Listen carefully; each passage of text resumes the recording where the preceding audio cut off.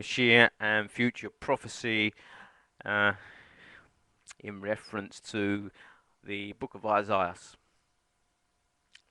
And future prophecy is gathered by the chapter numbers and the verse numbers, for they give us the dates. So we shall begin in the year 2007 and the month of June, which is found in the chapter 27, verse 6.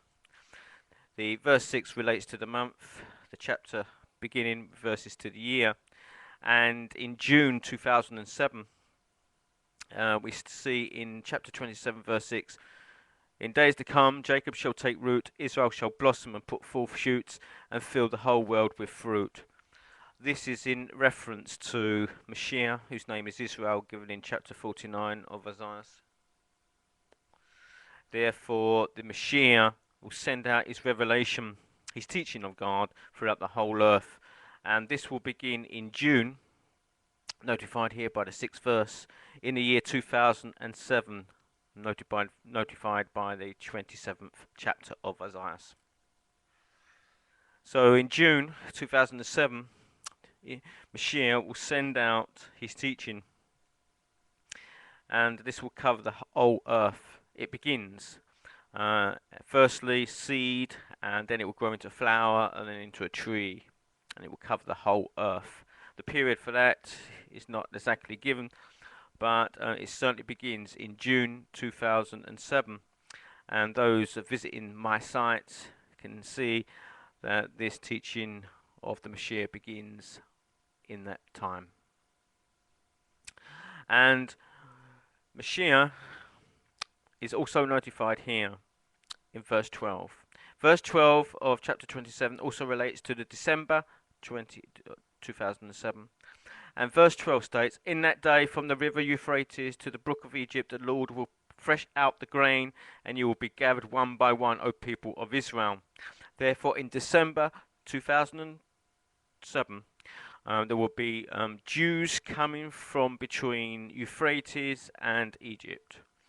And this is in reference to that year in December of Iranian Jews entering into Israel from Iran. And this occurs, as it's stated in verse 13, and in that day a great trumpet will be blown, and those who were lost in the land of Zir and those who were driven out to the land of Egypt will come and worship the Lord on the holy mountain at Jerusalem. Therefore, here we have a trumpet. This trumpet is the Mashiach. The Mashiach's trumpet begins to be blown on December 2007. Those that visit my site can see the date the trumpet is blown. Now we go to the year 2008, found in chapter 28. And here we see the woe to the proud crown of the drunkards of Ephraim. And here we find a reference to the land of the Mashiach. Ephraim was the second son of Joseph. He was actually given the first rights of the firstborn by Jacob. And Ephraim is known today as the United Kingdom. It is the drunk nation among the nations. And here we find the Mashiach teaching. And we find this in verse 9 of chapter 28. Who will he teach knowledge, and to whom will he explain the message? This is a problem for the Mashiach. He's explaining his message to Jews, but no one is listening at this moment in time. So, therefore, the living God, he brings a stone. And we find this in verse 16 of chapter 28. Behold, I am laying a stone for Zion for foundation. This is the teaching of Mashiach. So therefore, the stone of the Mashiach, which is the teaching, is in Israel, and is revealed in Israel itself. There is a rejection of Israel regards to Mashiach, as this is found because they are indeed under a covenant of death. And this is found in verse 14. Therefore hear the word of the Lord, you scoffers, who rule this people in Jerusalem, because you have said, we have made a covenant with death. Those receiving the revelation of Mashiach scoff, and but even so, them not knowing it, they are under a covenant of death. And their teachings reveal it. And in recompense, God will bring a decree of judgment upon Israel. And this is found in verse 22. Now therefore do not scoff, lest your bonds be made strong. For I have heard a decree of destruction from the Lord of hosts upon the whole land. Israel is to be destroyed. And with the destruction of Israel, because of the scoffing against the Mashiach. Now, when does this destruction occur? Firstly, the Mashiach must finish his teachings, and this is given in verse 23. Give ear and hear my voice, hearken, hear my speech. Does he who ploughs for sowing plough continually? This is in reference to the Mashiach. He's like a farmer, and this sowing and ploughing is the work of the Mashiach itself, and it finishes in the 23rd verse of chapter 28, which means the 23rd verse equates to the 5th month in the year 2008. Mashiach finishes his work, finishes ploughing. He does not reveal any more knowledge. Now, this decree of destruction upon the land occurs in chapter 29, which relates to 2009. And I will camp against you around about, and I will besiege you with towers, and I will raise siege works against you. This is Israel. Therefore, there will be a war in Israel on the 3rd month of the year 2009. Once again, they have not recognized the Mashiach, and this is one of the reasons why they will be punished. In March 2009, Israel is to suffer a war. But even so, God is still with Israel, because the multitudes of nations that strike against her will suffer some form of great heat, which seems to be some nuclear weapon. And this occurs, and in an instant suddenly you will be visited by the Lord of hosts with thunder and with great earthquakes, with whirlwinds and tempests, with flame of devouring fire.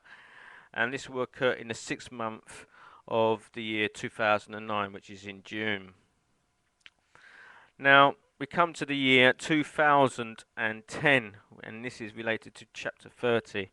Woe to the rebellious children, says the Lord, who carry out a plan but not mine, and make a league but not my spirit. Once again, Israel seems to be going against the teachings of Mashiach and the Lord, and also being rebellious. And they are indeed rebellious because they and to seek a shelter in the shadow of Egypt. Therefore, they've taken Egyptian teachings to set up a kingdom.